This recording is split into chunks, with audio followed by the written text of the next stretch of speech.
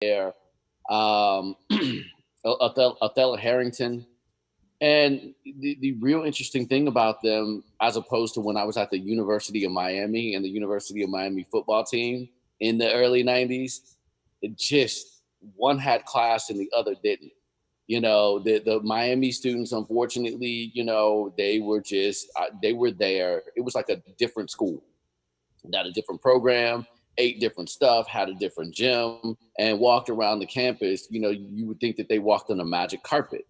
Now, the basketball team had an air about them, no doubt. But the thing was, they were always like, they'd always nod at you. There was an understanding that, especially if you were African American on Georgetown University's campus, walking down in front of, Copley Hall or something like that, or Old North, it's just like they're looking at you and they're like, yo, I know, I got you. Yeah, I'm 6'11" and I'm going to the pros, but yeah, I got you. And that has to be the results of the John Thompson kind of vibe. Even seeing them at parties, they were never in fights.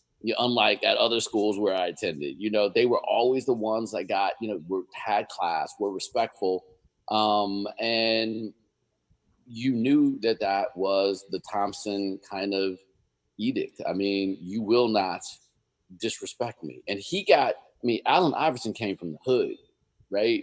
Basically, he got Allen Iverson out of jail and brought him to Georgetown to give him that opportunity. And, looking at Alonzo Mourning and what he did, and everybody that was there was also a mentor for the kids after him. It wasn't just, a way to get to the pros. It was, you're part of the Thompson family. You're part of the Georgetown family. And where you are now, I expect you to come back and to make a difference. So it was an honor to have been on the campus at the same time that John Thompson was there. Understood exactly why he left.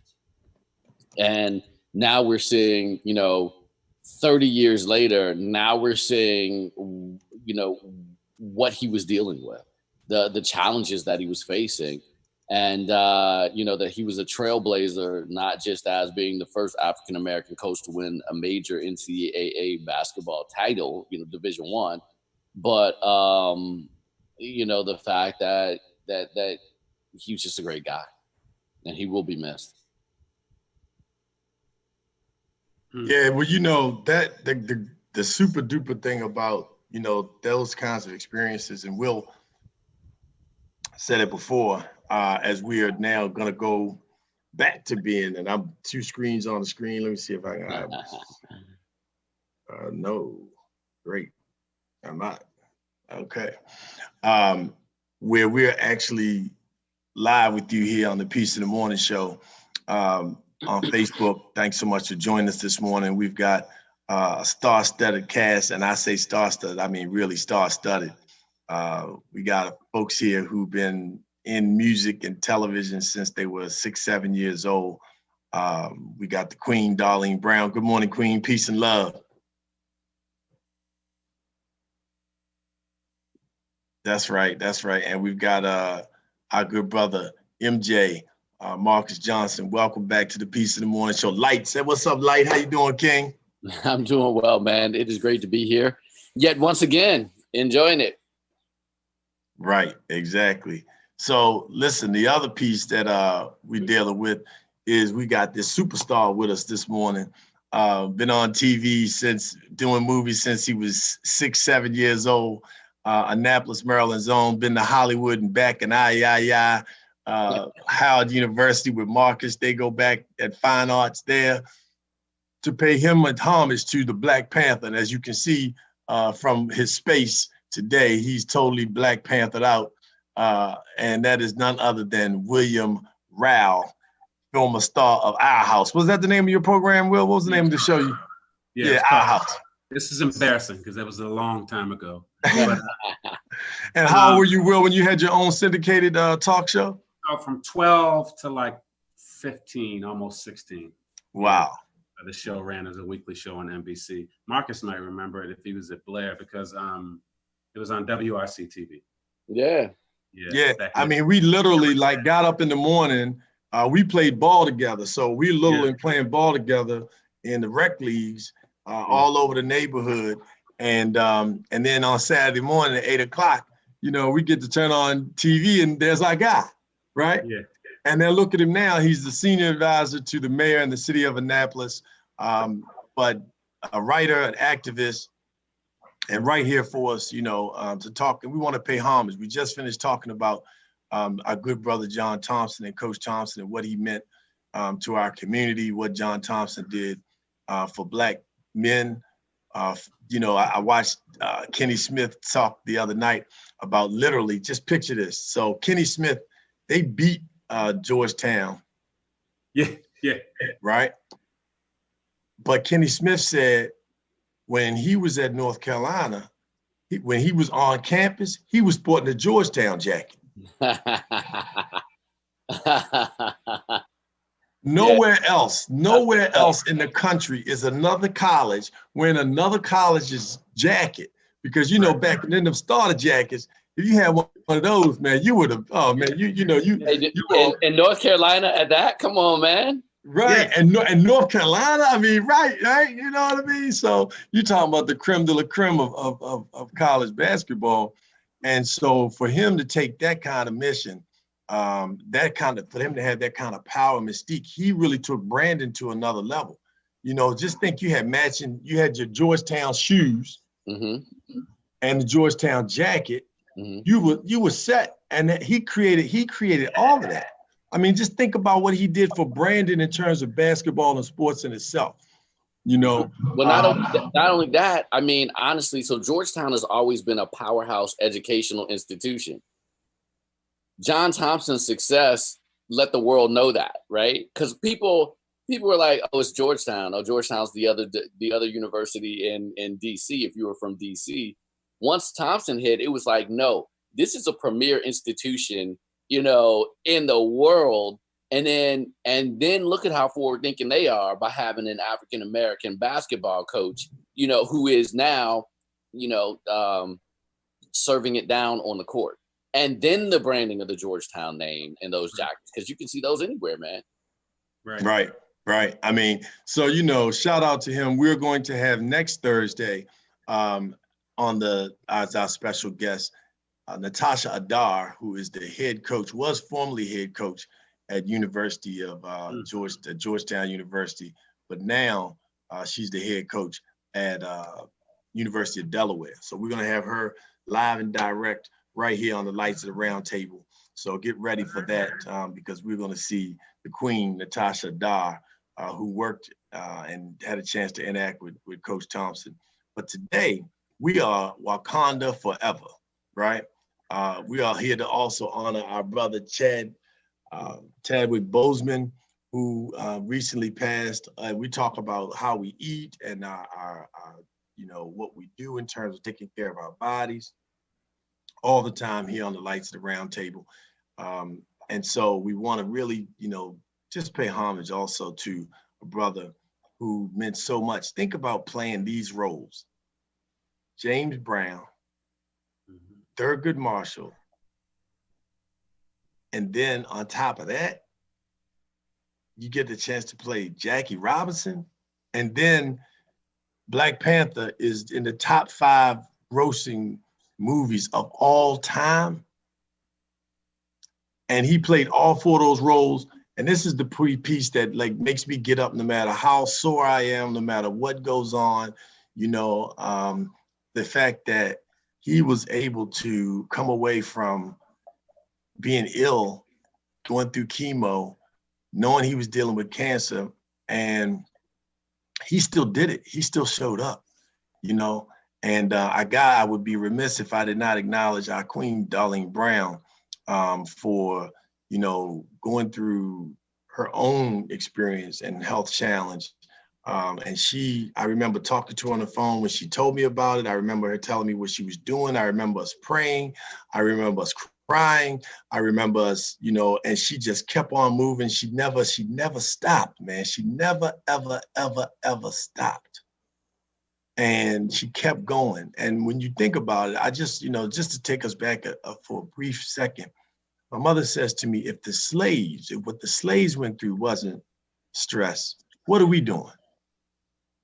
What are we complaining about?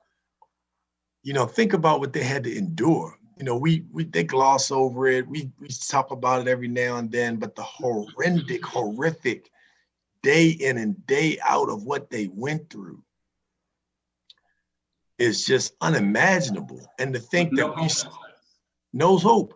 And then go fast forward until when we started to struggle just to learn how to read, then like 20,000 people died just because they either helped somebody read or because they tried to learn how to read themselves. They got killed. They got hung, they got maimed, they got especially tortured so you would not try to learn. And W.E.B. Du Bois and C-Dub talked about one of the founders of sociology here in America and throughout the world, talked about knowledge, how important it was to educate yourself, not just in the classroom, but just educate yourself and learn, and the aspiration for that, and to know that we literally were killed for trying to learn how to read. You know, how tragic that is. But also, I mean, and some of the things we were talking about offline before we got on here, Willie and I, is going through our community and also with our kids, and to explain to them why people were killed, why it was so important for people to understand, for them to hold or to keep African Americans from reading. Yep. And it was really interesting because Lem, when she was in one of her classes in English, studied Frederick Douglass. And, you know, it was talking about how he read something in the Columbian Orator about a slave who had gained his freedom, and went on and on and on. And, you know, Frederick Douglass read this, and it was kind of the impetus for him being an activist for the abolition of slavery and the promotion of education. And one of the big questions was, why would they not want people to read things? Or what does this story say about why America at that time and certain parts of it would not want African Americans to read? And it was like, because of that, because of the fact that he actually read something that empowered him and took his thought process to a different place, and actually gave him the intestinal fortitude, knowledge, and the understanding that I am not less than. And it was so important to that, because you couldn't have a nation of slaves who outnumbered white folk at that time, you know, in the southern states especially, walking around knowing that they were just as intelligent and just as human as, you know, their white counterparts. The other thing, so, go ahead. All right, I was going to say, I just wanted to throw in there because you mentioned W.E.B. Du Bois, but is Booker T, right? Yep. So remembering that we also had this very interesting dichotomy of like, there is the intellectual pursuit, right? There is the talented tenth. There is those who will understand in engineering terms things, right? But intellectually. And then that there's the other side that says, while there are those pursuits, and yes, while some aspect of assimilation or learning their stuff is important, remembering that the other part is we master our living world. So we are able to put a seed in the ground. And to me, that was powerful too. You know, their debates and kind of looking at that, because it heightened the fact that, you know, we can all enrich ourselves. We can all, you know, go to the best schools, drive the best cars, have the best houses. But if we're still beholden to that thing, we're teaching and showing other people, right, that you must do all that you do so that you can get closer to them. When in actuality, we need to be owning our fields, owning our houses, supplying our own food, which is a huge, like, that's a whole, you know, Darius, that's a whole nother series of conversations. I saw, you know, it's time to pay homage again to the 57th annual March on Washington. And just last week, the city of Annapolis, actually Anne Arundel County, the county executive and the mayor from the city of Annapolis, Carl Snowden, a host of other people. Larry Diggs, I believe, was the idea to even do this event. The Caucus of African American Leaders stood at this foot soldiers memorial, which I got to acknowledge. My grandfather, William H. Johnson Jr., was one of the men whose names was on that, well, who's on that wall for standing tall or sitting tall and being arrested, in Annapolis at what is now the Graduate, which formerly was the Lowe's in Annapolis Hotel, which was the bus depot there, and got arrested. Then had to my grandmother get him out of jail and soak his feet, and then he'd go to work at the Naval Academy. So he risked his federal government job, to stand up for his community. And so those names were there. But at that event, Will was like, man, when you gonna have me on the show? I was like, man, I want you, come on. I'm like, we could get the star. But the reason being, and we didn't even know this was before, right after that, I think Chadwick passed, right? Mm-hmm. But we wanted, you to come on, Will, because Chadwick went to Howard University. He also, was a benefactor, like all of us, of people pouring in. Somebody giving him, everybody's heard the story about Denzel Washington paying for he and other students from Howard, from the Fine Arts Department to go to this prestigious summer school program, but all of us have benefited from that type of opportunity. Darlene worked on Wall Street at 16 years old. Marcus, before the show, was just telling us one of his stories. He got, but look, Will, I don't know if you know this or not, but Marcus at 16 was the keyboard player for Air Raid. Did you know that? Well, I know he's a prodigy. I'm not lying. I mean, he's a polymath. Right. So, so we all have benefited, right? We have all benefited. The difference is that we know that we benefited and we reach back. All of us reach back. And I had the pleasure of working with Will with the Boys and Girls Clubs in Annapolis, and which was an honor to be able to do that. Marcus and I served. He actually was on our board in Montgomery County in the Boys and Girls Clubs for years. In Montgomery County and the Boys and Girls Clubs of Greater Washington. So all of these, we understood the value of blessing the bridge and creating a bridge for those who brought us across and for those who need to come across as well.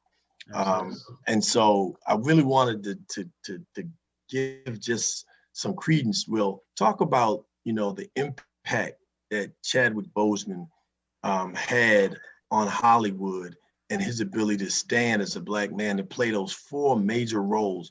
Like, you've been in Hollywood, you worked it. Tell us what that means. So there's a couple things. The first thing is remembering that the nurturing that we received at Howard is just, there's no comparison. Would you agree, Marcus? Yes. I mean, there's no comparison.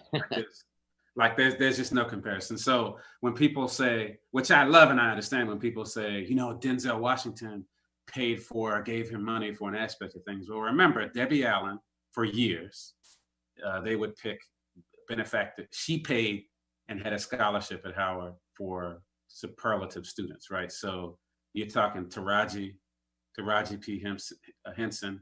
I don't think Anthony got it because Anthony was a bit of a cut up while he was at Howard. But imagine that, right? And he was my roommate. He was my roommate for a bunch of years, and so we were pretty close earlier on. But all of these people, like, that's what we do.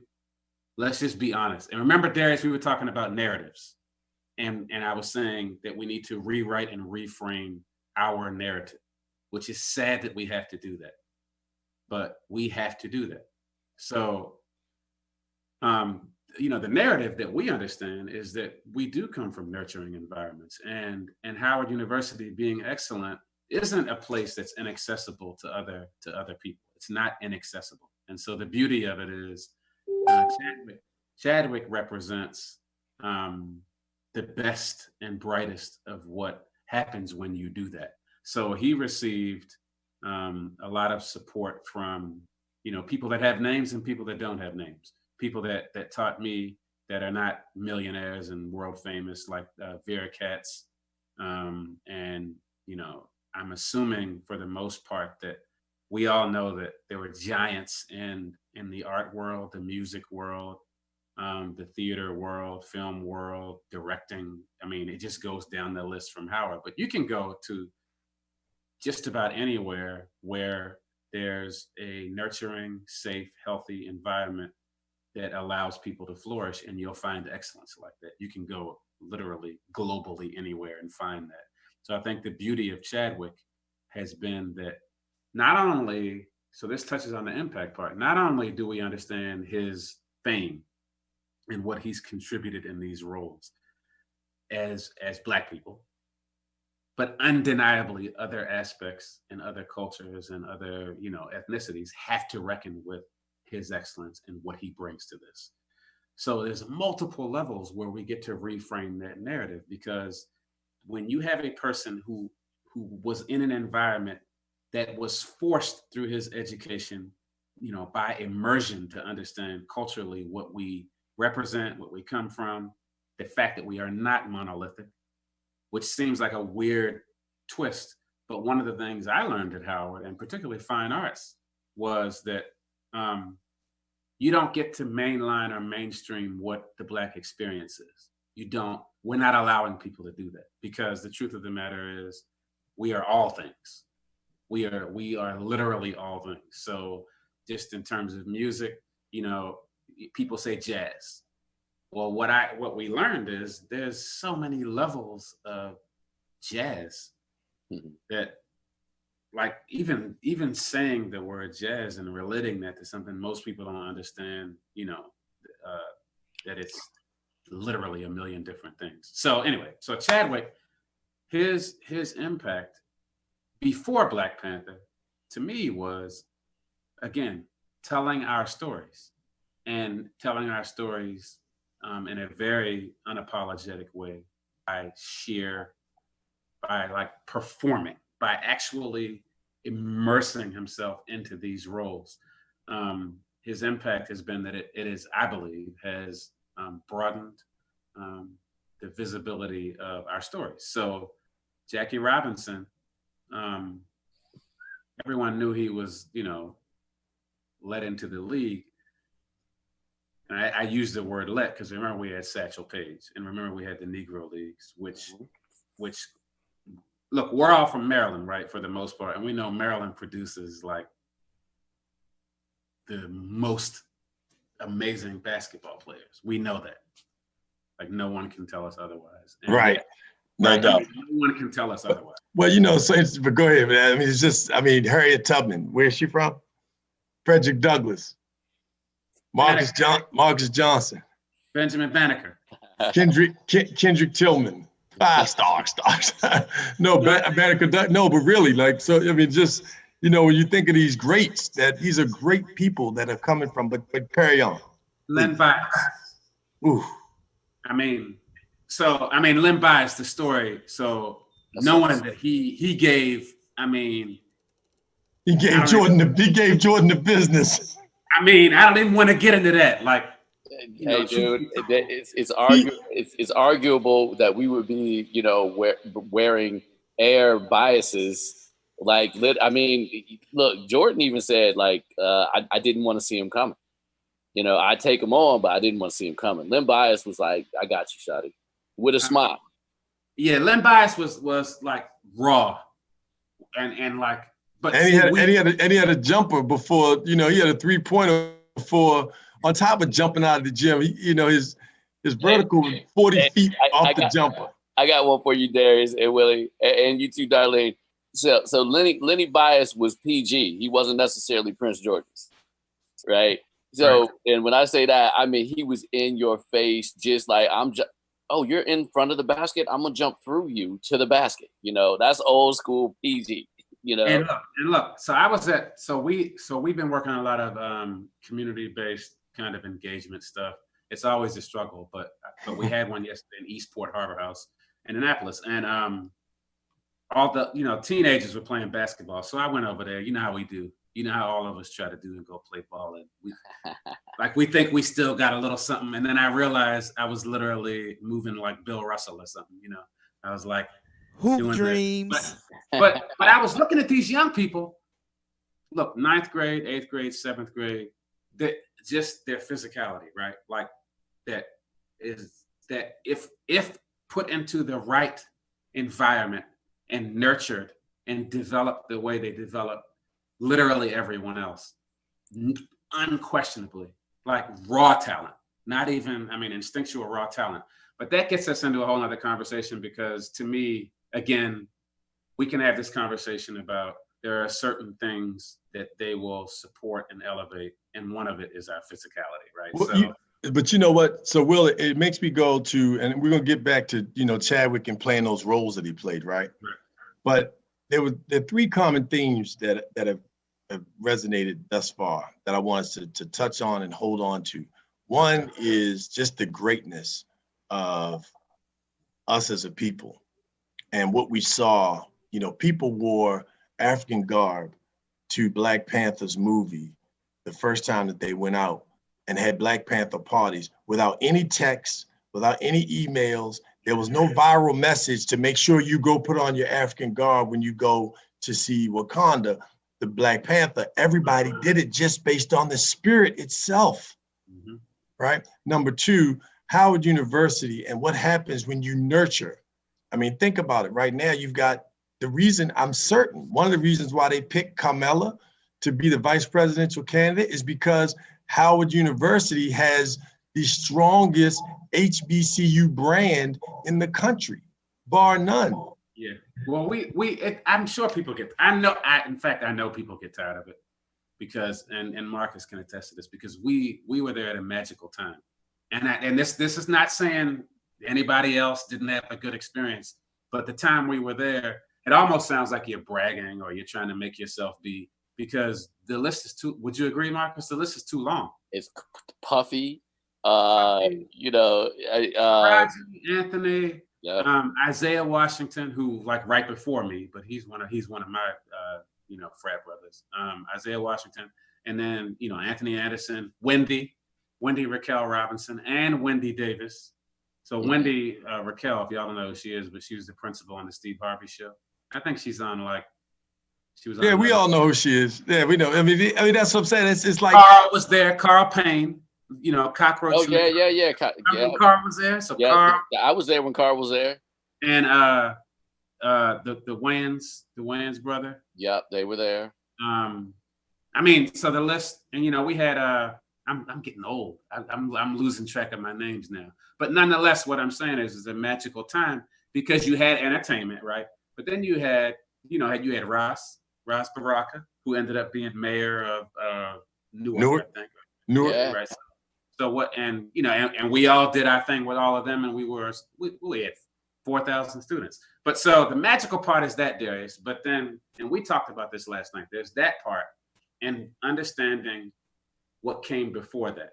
So remembering that you had seminal lawyers that came out of Howard Law, from Thurgood Marshall all the way down, but you also had policymakers, throughout history. You also had people that really gave back. You had I mean, the medical profession is. I mean, like with the med school and everything like that. I mean, well, just think of how many people would not have been born. My grandmother went to Anne Arundel Medical Center, which is Annapolis Hospital, which was downtown in Annapolis. They refused to allow her to have the baby. She had to drive from there to Washington, D.C. to Freeman's Hospital.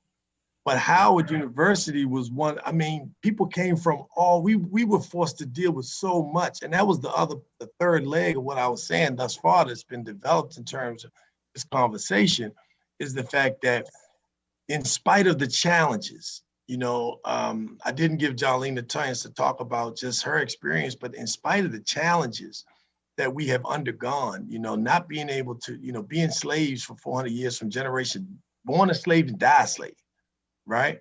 Not being killed and tortured for trying to learn how to read, how to better yourself, how to just get information. Not being able to own anything.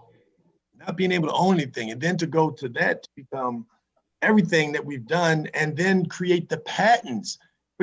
Take away the fact that our physical labor, just put that on the side just for a minute, although it really gave America the fortune that it has today to make it the powerhouse that it is on the backs of our physical labor. but the intellectual capital in the patents and the inventions, DNA, right now is because of Charles Drew, right? I mean, the computer, the cell phone, the video games, all of these things that are industries amongst themselves for the world as a result of those things that we know about, that we created and are able to get credit for, let alone the people who were in the back room doing the work, and then they bring it back out and the white guy takes it up front and says, here you go, right? So let me add a little bit to that, where you have the Fats Waller Foundation at the Howard Law School, which funds an African-American student at Howard Law interested in entertainment law, which is funded through a settlement with the Gershwin family, because it's funny, we find out that tunes like Rhapsody in Blue and the like were probably written by Fats Waller, and the intellectual property was stolen. So then they went back and were able to reclaim that stuff and get millions of dollars on that. So now you can get a full scholarship. And actually, I was awarded that scholarship. I would have been awarded had I gone to Howard. And then at the last minute, I decided to go to Georgetown. But to find out the story that, like, Rhapsody in Blue, the main oral, logo, the musical logo for United Airlines, right?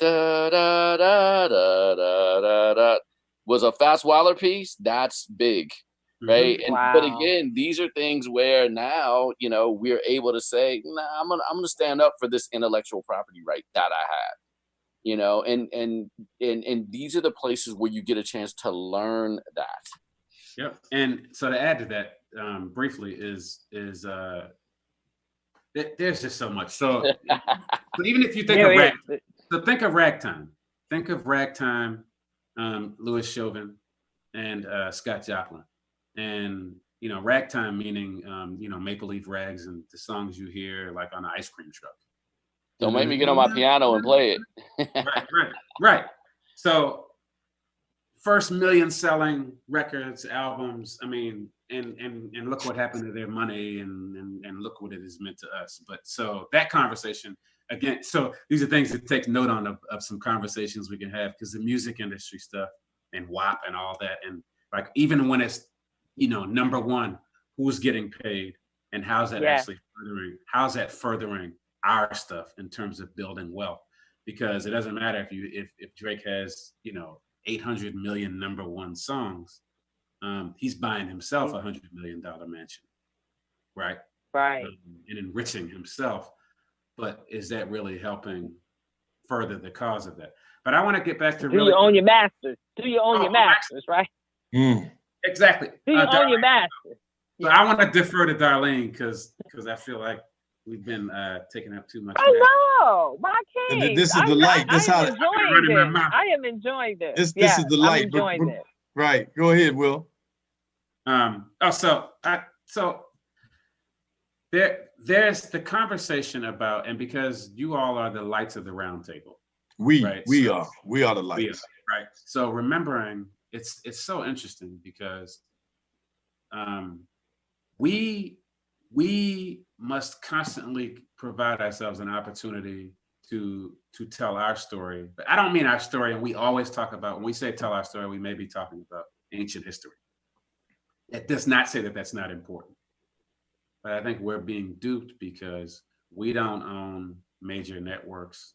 We don't own, to your point, Darlene, about owning our masters. And that's not to downplay us, to say that we don't have an Oprah or a Robert Johnson or someone like that, or a Tyler Perry, who, by the way, is now a billionaire, has been declared a billionaire by Forbes. But hopefully we will get there. I think we will get there. But, we are having to constantly explain ourselves. And I think it's often overlooked to think about us having to explain ourselves, because, by now you would think they would understand who we are, where we come from. Number one, because our culture is constantly stolen and utilized and monetized and perverted. constantly. So I would almost go to say that there's probably more young white people that understand our culture than there are probably a lot of young Black people, particularly young Black people living in suburbs, trying to be some other stuff because they have to, right, in order to navigate. So it's crazy to me to think that I got to explain it. We have to explain to you what it means to be a Black person in America right now. We still, in 2020, I need to explain that to you. And then the other thing is for Chadwick, in terms of symbolism, which is what I think Darius wanted me to touch on that point, was there's so many degrees of what Black Panther and Chadwick Boseman having such an impact on people and young people mean to me, because I think we can protest, we can try to get people to see that Black lives and Black voices matter until we're blue in the face. But for someone to create and recreate roles for people and then conduct their lives in such a proud, dignified way, like you can't reframe that. So the general population, as well as the entertainment industry, cannot reframe what he is because of how he conducted his life. They don't get to tell an alternative story about him. And I think, and to me, that speaks to when you hear him write and speak, you can tell, and he acknowledges the fact that he was around people who understood what it meant to be any aspect of culturally exceptional. And I use the word exceptional to say we're taught that a lot. We're taught that namely by our educators, white educators earlier on, because as Marcus said, if you are someone who's able to focus and pay attention and you excel at some of the sciences, the maths, the kind of STEM stuff, then you're exceptional. When the truth of the matter is, we're not exceptional. We're not. Yeah. I mean, that's the fallacy to me, is that we're not exceptional. And that's not to downplay myself or anyone else, but I think it's awesome that I was young and I was able to be on a show or, do theater or travel or do whatever. But that speaks more to the people that were around me. That speaks more to my mother and my father, and speaks more to my grandmother and my grandfather and my aunts and uncles and my cousins, right? And my neighborhood, right? That speaks more to that, because there was something that was there that nurtured me enough and made me feel powerful enough to be able to pursue these things.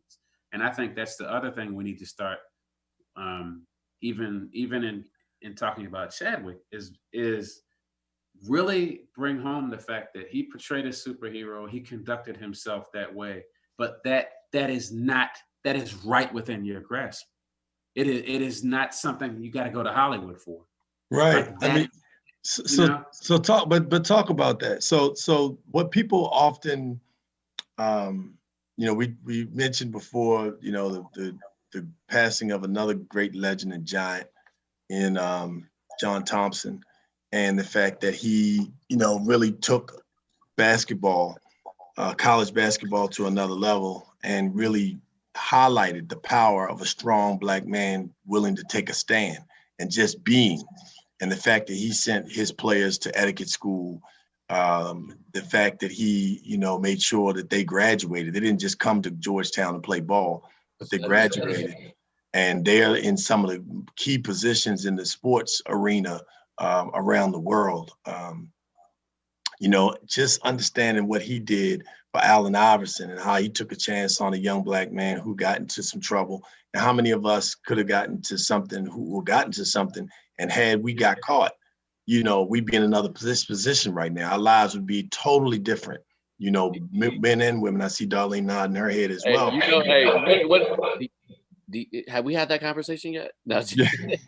Yeah, right. Hello. We have not had that conversation, right?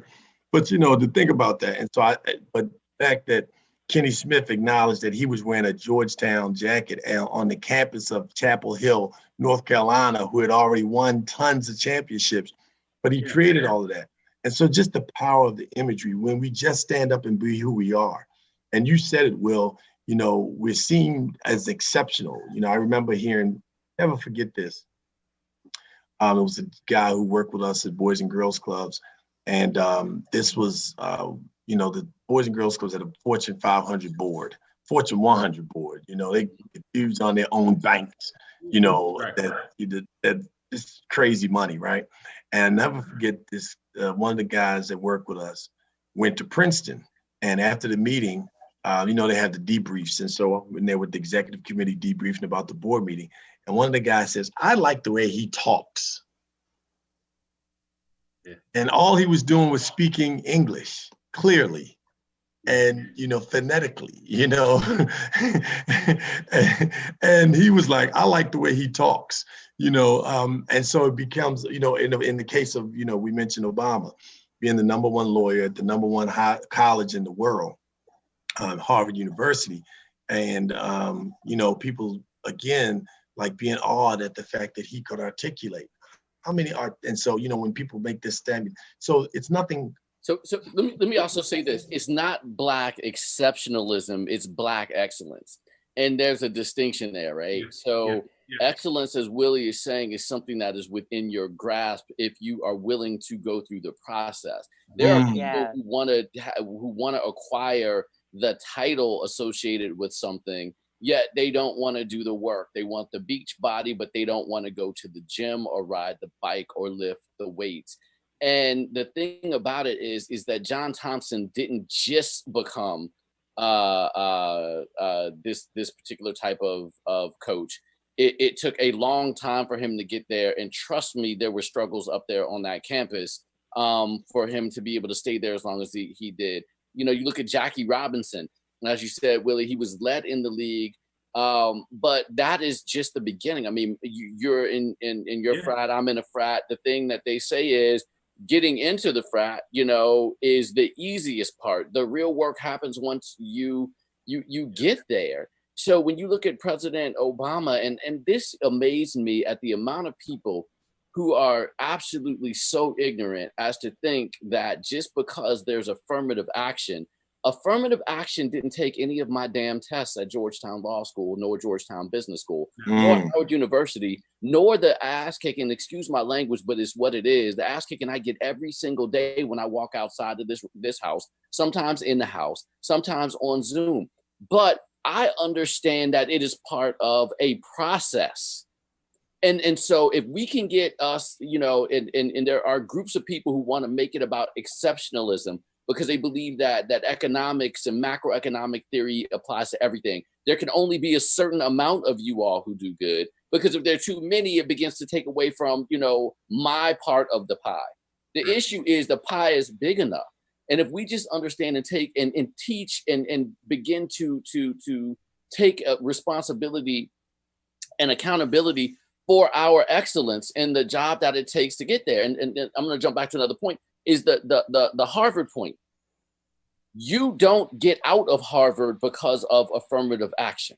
You are not elected the editor of the Harvard Law Review because somebody sat around and spun something at a party and said this. That is the most prestigious position of any law school on the planet, period. Right? The editor-in-chief of the Harvard Law Review, and then to do it, and then to leave there and go organize, meaning that you weren't making any money. You know what I'm saying? With your new wife, you know, that was making some money, but not a whole bunch, and you all are living in Chicago, and then to build it, and then to get on the planes and meet people and shake hands and be tired and et cetera, et cetera. Chadwick Boseman you don't just go through Howard University and then just, well, you know what? I think we're going to give you this role and you're a Black Panther. And hey, we're going to shake something and press living proof of that, by the way. I'm living proof of that experience, to your point of, you know, just because you know the right people and are around. And I mean, I knew and know everybody, right? Like agents, because remember, Charles was there when we were there. Yeah. King, the #1 agent, just about. I mean, definitely the #1 black agent in America. Yes, world. Yeah, yes, absolutely. And who is this? Charles King. Charles King. Yeah. So all these names, like, check them out. But again, we got directors, writers. My boy Marshall. Marshall. I have a buddy that he has a new show called Woke that is on Hulu. If you hear about it, Woke. Yeah, I heard about it. Okay, yeah. And we have multiple. So we haven't even talked about classmates and friends that are writers and producers and line producers and create shows and do like the background stuff that you wouldn't even see. So, but I'm saying that to say, even like the brilliance of Chadwick and understanding how Hollywood works is, if you, excuse me for saying this, but if you are a white boy that looks good, knows a couple people, have some talent, the odds of you getting a role in something to get your attention are exponentially greater because there's more roles created for them. So think about this, y'all. Just based on the sheer numbers. I mean, if you are a black actor, like my experience was coming in, having a good one of the most amazing managers, her name's Robbie Reed. She did all the Spike Lee's movies. She does every black. If you Google her, you'll see she does every black movie. And having a good agent. So I would go straight to director, meaning I wouldn't have to audition or like go with like every other actor. I would go in the room and it'd be like Taye Diggs and it'd be every other black actor who was either, already successful or famous and then people who were on the verge of it. And I was kind of on the verge of it. So even then what would happen is, remember, in my kind of heyday, there was maybe 4 black movies being made per year. Yep. Mm. And all of them I read for. All of them, I mean, go down the list. We are all the ones that including you had people like Tupac. Right, they weren't even actors naturally. I mean, that wasn't even their forte. Well, actually, well, no, he was an actor first. Yeah, no, he was a true actor. He went to school and everything. Yeah, School of the Arts. So think about the absurdity of that, right? Maryland. So for us, we would have to go. I was saying Tupac to say, who was way more brilliant and talented than he'll ever get credit for. Like we didn't even see the best of him. I mean, I believe, because he was a poet, writer, performer, actor, dancer, rap. I mean, go down the list. So anyway, a cultural phenomenon. So given all that I said, think about this. There's a finite number of black projects to get to be made, right?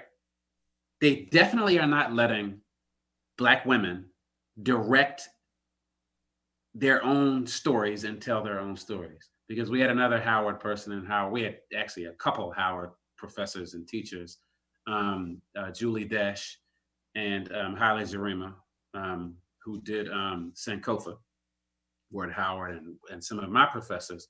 So everybody was always producing and doing all of their amazing stuff. But by the time you got to the Hollywood machine, you were just another person waiting in line because they're like, well, we're only going to give y'all 1 or 2 things to work with per year.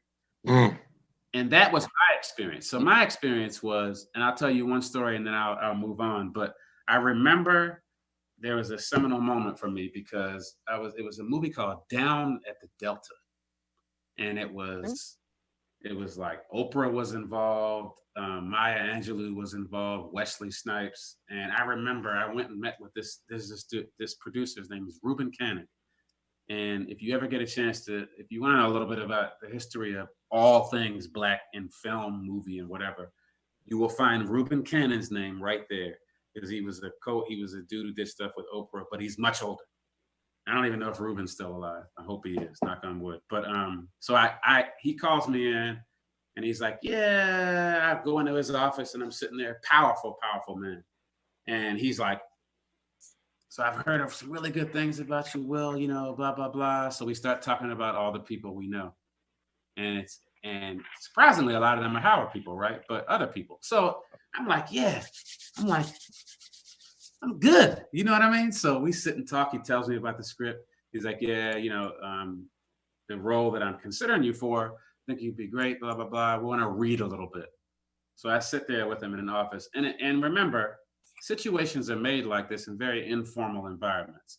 So stars are made, or people are, their trajectory changes, not on some big scale moment, right? Where you're like, I'm a star now. It doesn't happen like that. It happens in like somebody's office or over lunch where they're just like, you got it. Like there's something that resonates. You got it. I'm going to propel you and work with you. So I'm sitting there talking to him. I'm feeling good. So I go, he's like, give me 1 second. I got to make some calls. So I walk outside his office and I'm sitting in this room and they bring me like water and all this stuff. So I'm sitting out there, but I could hear him on the phone. And this is what changed me to be, it's sad, but it's not sad. But what changed my reality of the entertainment industry and of being an actor, and I believe it impacted me, was I heard this conversation. And in this conversation, y'all, what he said, I heard him literally say, Will is like, Will, Will comes highly recommended. He has a fan base. He has blah, blah, blah. He's talented. And he's like, but, we really have to have a name for this project or, it won't get made. And they kept saying name and they were naming all these other people, right? And what dawned on me was the sad part about our experience for things, and particularly in business and things like that, is when we are locked out of financial viability and we are locked out of owning our own stuff, we always have to go back to them just to tell our story. And what I realized was, obviously I didn't get the role. And he explained that to me, because this is the thing about Black movies and Black art that's crazy. You ever wonder why when you watch something, any movie that gets made, they have one Black actor in it? And they could be slightly like not even popping right now. Like if you ever notice in a Tyler Perry movie, it'll always be like, Lynn Whitfield or something. You ever notice that? Mm-hmm. They have to have one name in it. You never see a Black movie, unlike white movies, all the time where you're like, you don't even know the people that's on there. You ever notice that? If you watch something, you're like, I don't recognize any of these people. Who are these people? But you're still watching it and it still gets to be. But for all of our stuff, you have to have someone that is recognizable, because we're only bankable, and people will only produce and support our stuff if we can guarantee that we're going to be able to make the money back to pay them off, which is really, really, really sad that we cannot tell our own stories without them being able to. But Will, here's the thing about this, right? Which is another part of, and off camera, for those of you who are watching, we had a very robust conversation of trying to find silver linings within COVID and quarantine. Right. And the curtain's up. We know about Oz now. We know Oz is just another man. Yep. And if there is, and we talked about divine intervention as well. So the retail model has changed. Yeah. Right. All these stores, Sears, we have a Sears around the corner from where I am. If it is like walking on crutches, bent over, and we need to call, McGuire Funeral Home or something soon. You know what I'm saying? JC Penney. I mean, come on. JC Penney and Wheaton Plaza looks like it is right behind it. Whatever Sears took, it took a good dose of that as well. Macy's is doing the same thing, right? So now you have African American and these oppressed groups, right? Specifically us, that are able to reach our audience and to tell our story. And also because we're stuck, we have to pay attention to these things now, and our groups are getting more connected and they're becoming more robust. So, out of George Floyd, all of the new direct-to-consumer wine sales that I was able to generate for Flow based on that. And the thing is that there are many retailers that would not carry our product. There are many people, and I tell it all the time. I was at a thing in San Diego. I was like, look, my biggest problem is that I sell a red Chardonnay and a Moscato, I don't sell black wine because there's no such thing as black wine. Right. I'm an owner, a black African-American owner of a wine brand. But here's the beauty of it. I can tell my story now.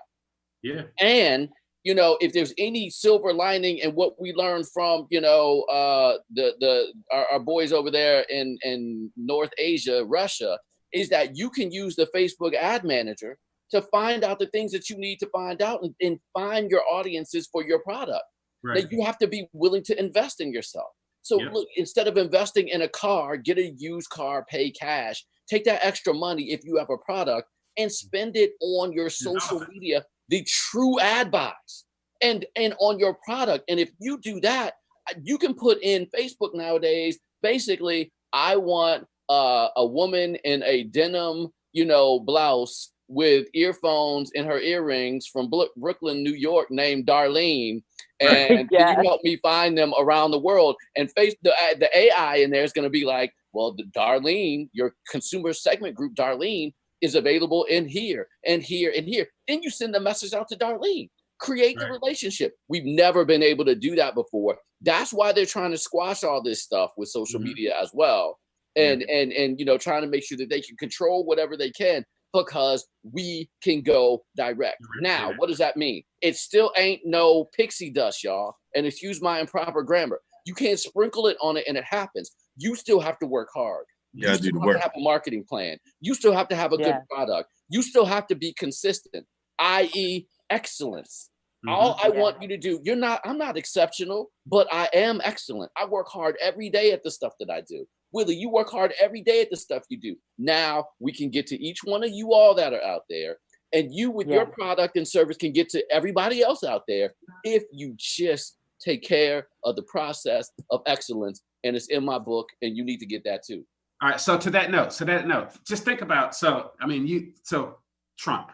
So we appreciate everybody holding on. We've had a very robust conversation honoring the legend, legendary Chadwick Boseman, Black Panther, and Wakanda Forever. You know, just excited about that. And so we're gonna wrap in about 5 minutes. But go ahead, Will. We do need to wrap. Because I gotta. So the thing is, for me also, is on all that you just said, Marcus, which was, you know, I feel like we need to talk every day. Hey, dude. Hey, if you send you a check. Hey, hold on. Me some wine. hey, dude. No. And I'm down for that because we need that, bro. I'm down. Let me know. 5 minute check in. I got you. Right. So, it is the Trump piece also is understanding that all that you just said, understanding that when you get to frame and say what we are, which is basically, let's be honest, savages who are not building and partaking in this larger structural system that we have, i.e. America. Let's be honest, like that is literally what you're saying. So you have someone like Chadwick who passes away, who has, again, checked off every box. And like Darius said, was struggling with a terminal illness. And he still was productive and did all of these things. And Obama, Biden, obviously that's political, but for Obama, I wouldn't think so. But our local people, our mayor in Annapolis, he pulled me aside and had a whole conversation with me about it. And I was like, it just blew me away because he was explaining how in his household, Chadwick Boseman and Black Panther was important, right? Trump, on the other hand, has literally said nothing about it. Nothing, not a single thing. And you and I both know that if somebody like, I can't even think of Ghislaine Maxwell died, it would be like, or someone, some country music singer or something. And I'm gonna. Normally I do the peaceful moment at the end, but I'm gonna just say my peaceful moment now, and then I'm gonna go around the horn and let everybody give their peaceful moment, and then we'll end with our guest. Follow me will be the Queen, Darlene Brown. Then we'll go to MJ and 5Starr, And 5Starr is going to take us out on some Queen Ayasudebe music. But and then our special guest, thank you so much for joining us, Will Rowell. You're welcome back. It's obviously you're a light, and we hope that you'll continue to come be a part of the lights of the round table. And all of the folks who've been watching us in between whatever else you're doing, whether you're working at home, jogging, walking, but giving the comments, thank you so much for your support. Real Talk, Melody Johnson, No Magic Dust, Rocco, brother from Annapolis, Maryland, who took some young people out to play football in LA. With against Snoop Dogg's team and that whole, just the energy that comes out of Maryland and what we're doing for people. But the two things that I want to say, and this is Will's words. So Will, you're gonna have to find some others to use. I talk about it all the time, and that's divest. Marcus just talked about it. Instead of going out and buying a brand new car, I know a dude, Darlene, that I know him real well. I pick him up from the airport. She does too. When he comes to town and takes me to his meetings, and he's like, "Oh, I got the same car." You would think, this guy's been corporate America. I drive a little. At this point, I was driving a ES 300 or 350 or whatever it is, Lexus. He's like, "I got the same car." My wife and I never buy, new cars. We whatever the money, we go see whatever car we want. And we go buy the car that is the most practical, that is comfortable, that has the best maintenance records, and we go buy that car, which happens to be a Lexus, and we take the difference and we put it away, right? Yeah. And I'm talking about none other than Dr. George Frazier himself. But divest from things and people that don't mean you well. If you learned anything about the sport industry right now, you see they made a huge shift for the NHL to take a stand against to support Black lives, for the Washington Nationals to take a stand and support Black lives, for NASCAR to take a stand and support Black lives. Shows you that the dollar is what controls. So we can march and I walk and I rally and I do all those things. But the most important thing, if you want change in America, is you got to divest and stop giving your money to things and people that don't support you because it's popular, because it tastes good, because it looks good, because it wears well, at least we think it does. But the word that we'll use is, I talk about divesting all the time, but Marcus just said it. Now the other part is you got to invest. Yeah. Invest in ourselves. We have to invest in our own time. Are you serious about this, or are you bluffing? Is this a hobby for you, or are you for real? That's my piece. This is the piece of the morning. Tomorrow we got right back with Dj5Starr, Funky Friday, and we're gonna light it up and get a puff off of that and have a good time. Yeah. But thank you so much for joining us, Will. We appreciate you being here, brother. Now I'm gonna go to the Queen, then we're gonna come to Dj5Starr, and then over to Marcus. Cool. Just piggybacking off of what you said, Darius, the divest and the invest. And I want to say, even if it's learning how to plant, get you some seeds and grow yourself a garden. Learning how to produce your own food for yourself and your family. That's a part of investing, because there is going to come a time when, going to the grocery store, having the convenience factor of going will not be. And what will you be able to do to sustain your temple? Right. So I want to say, investing, I'm big on investing. Real estate and even the stock market. I believe that our money should earn money, but now I'm into learning how to garden. And growing up in New York, the boogie down Bronx, the concrete jungle, that was not something I foresaw in my future. But here I am today, very much agriculturally understanding the importance of planting seeds, growing cucumbers and peppers, because there is going to be a time where I will need to know how to be sustained on my own food that I grow. So it's very important. If you don't take anything else away from me today, take that. And I'm going to toss it on over to my brother, Marcus Johnson. Thank you, Queen. I do appreciate that. And Will, I want to say a special thanks for you being here today. And, you make me more proud, as does Chadwick, and just watching what you've been doing and listening to Darius, to have gone to Howard. I had some interesting experiences there myself. A very nurturing place, but it's a microcosm of a larger ecosystem. So I learned a lot there, and some, was a different design, maybe divine, but that allowed me to go other places and absolutely kill it. Yep. Because they say, hey, Howard is like New York. If you can make it there, maybe you can make it anywhere. So, my shout out to you and thanks for just a breath of fresh air, another breath of fresh air that we do here. My word to everybody is essentially, please make sure that you look behind the stories of the people that we see and see their excellence. Anybody that you see on the screen, in particular African Americans, and I say anybody because I believe that white folk have to work, Korean folk have to work. When they did Crazy Rich Asians, they had to get up every morning and research characters, etc. Mm-hmm. But when you see us in our unique scenario here in the United States, I would just say, understand the excellence that it takes to get there. Don't let social media and the BS you see in people's TikToks, in their IG feeds, in their IG stories, in their Facebook stories, make you believe that this is some type of instantaneous thing and it happens. I don't know anybody who has overnight success. And if they tell you have overnight success, you say in the back of your head, that was a long, night, because it doesn't happen that way. It takes work. Find out and be committed to the plan of excellence. And that is consistency. That is having a plan. That is understanding your need for reflection. It is understanding the deeper need for resilience, right? It is understanding the need for you to invest in yourself, not in other people's products and services, but yours, in the promotion of yours, in that you are excellent. And if you don't see yourself as excellent, nobody else will. Yeah. So every morning, make sure you're the first person that gets up and winks at yourself, because that is how you get your flow on. And that is how you live a life of excellence.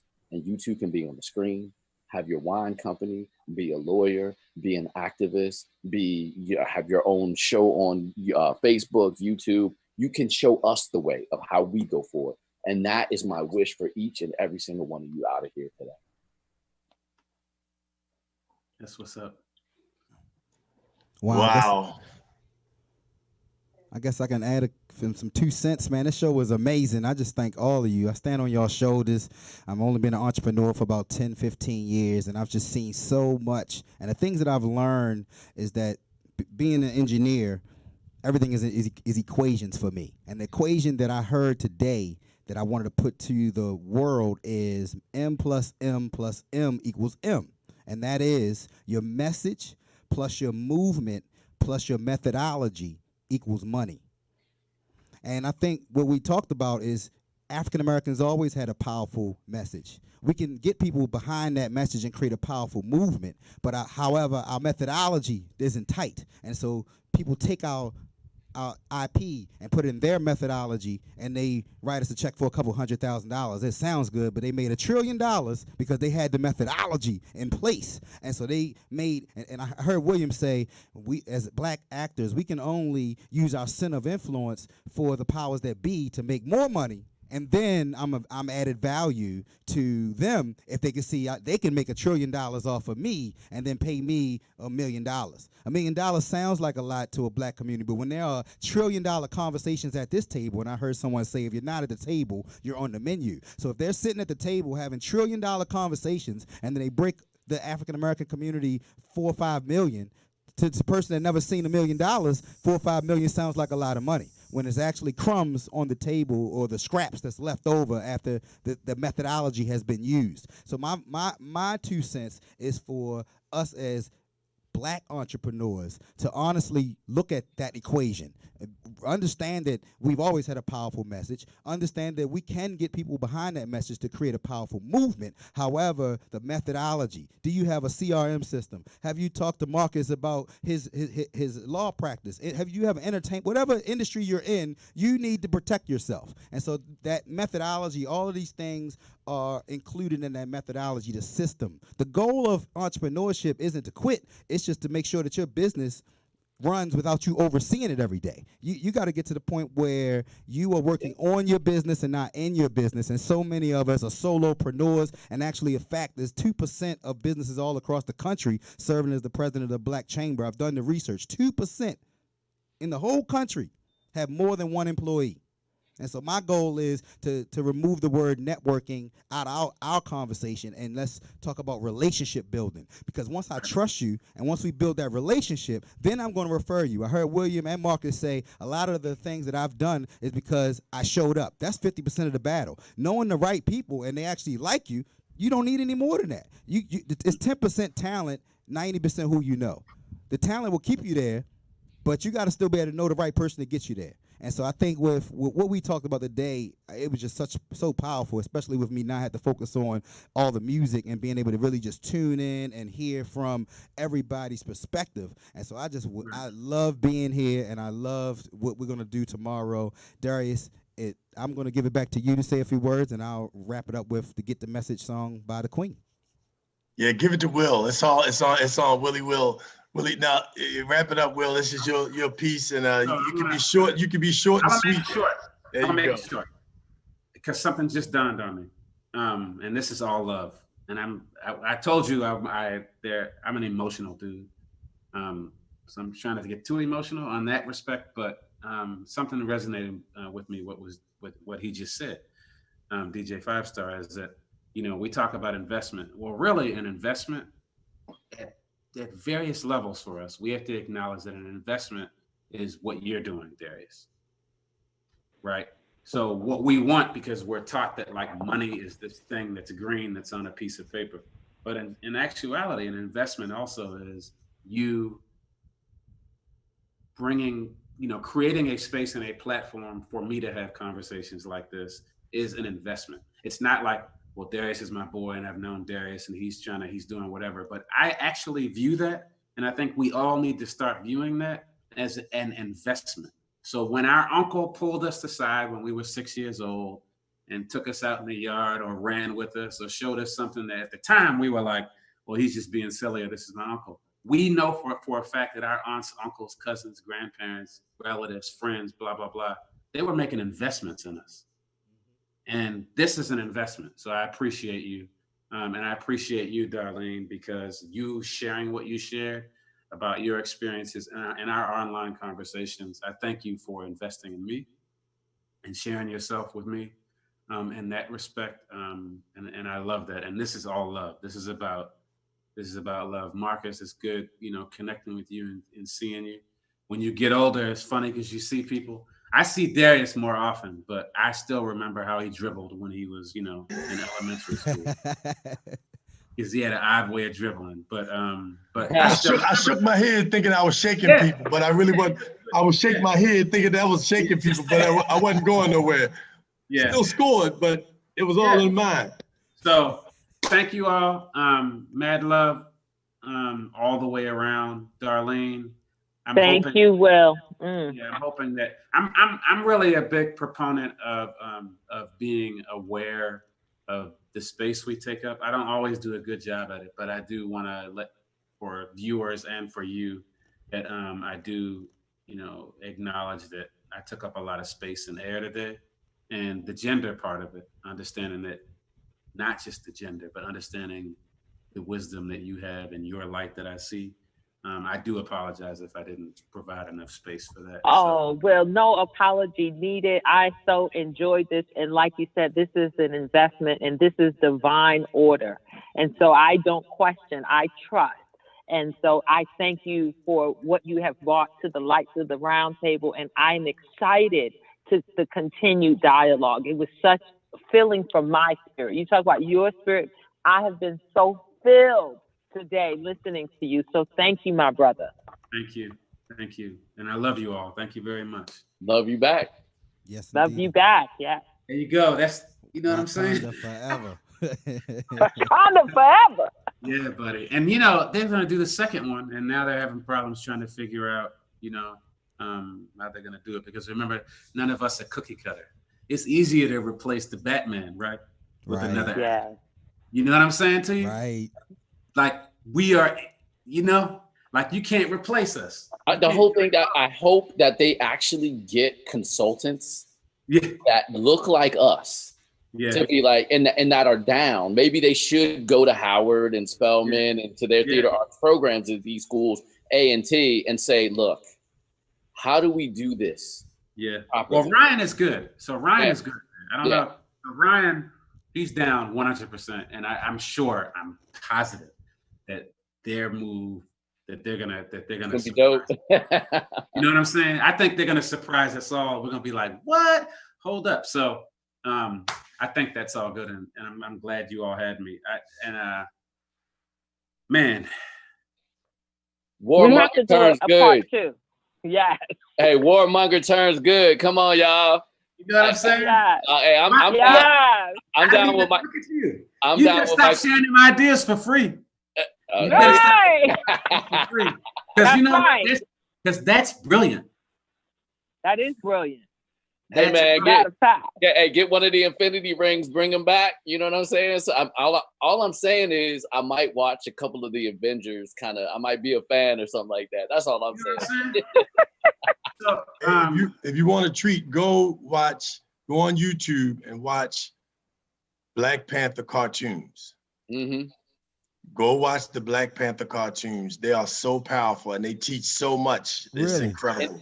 And check this out though. In 5Starr, and it's so good to see you, bro. So good to see you. I know we need to follow up. Absolutely. And I think we just to let you all know out here, we're working behind the scenes to put our infrastructure together so that the resources that we're giving you now and the things that we're talking about, you'll be able to go to a drop-down screen on our website and get them. Because I believe that what we're doing here is excellence, and it provides a resource for all of us to make a change. So I can't wait for that, because like YouTube Black Panther cartoon series, didn't know about it. I do now. You do now. So do you know Chuck Wilson? Do you know Chuck? So he's an entertainment lawyer. He went to UVA. I do know Chuck. Yes. Okay. So Chuck directed me. There's like all these crazy 6 degrees of separations, but me and Chuck was super tight. Even while I was at Howard, we all hung. Our whole crew of people hung. Jeff Clyburn, and a bunch of other people. But so he directed me a couple of years later in like 2000 or 1999. I did a movie called Breakfast at Ben's, which was the first movie it was a Universal Studios and Wu-Tang. So it was like the first Wu-Tang international film that they did. It was called Breakfast at Ben's. But I figured you might know Chuck because he also, he was an entertainment lawyer and ran in that crowd as well, but also from the DMV. Yep. Good morning. This is Dj5Starr. You know what I mean? All right. Well, I'm gonna check on out of here. I know we gotta go. Yes. Peace and love. 5Starr, what you got for us? I'm good. This is Darius Moms. It's called Get the Message. Closing out right here. I love you all. Will, I'll hit you in a little bit. Okay. Howdy. Peace. Hi, darling. All right, Will. All right, my brother Marcus. This world is moving, it moves so fast. You see a lot of new trends, but none of them last. You see the naked, you see the clothes. You see the old attack the young, you see the young attack the old. Yeah, times are changing, the force is here. It's traveling faster than the speed of light. We're changing atmosphere. Drugs may be in now, but they'll soon be out. When the planet people find out what this message is about, y'all people get it, get it, get it, get it, get it. Get the message now. Y'all people get it, get it, get it, get it, get it. Get the message somehow. 'Cause if you don't have your rocket, you better sit on down. All right, ladies and gentlemen, I appreciate y'all. Peace in the Morning Show will air again tomorrow morning, 9:30, Funky Friday. Don't forget to mark your calendars for the Baltimore County African American Cultural Festival. It'll be virtual September 19th, 12 to 4 p.m.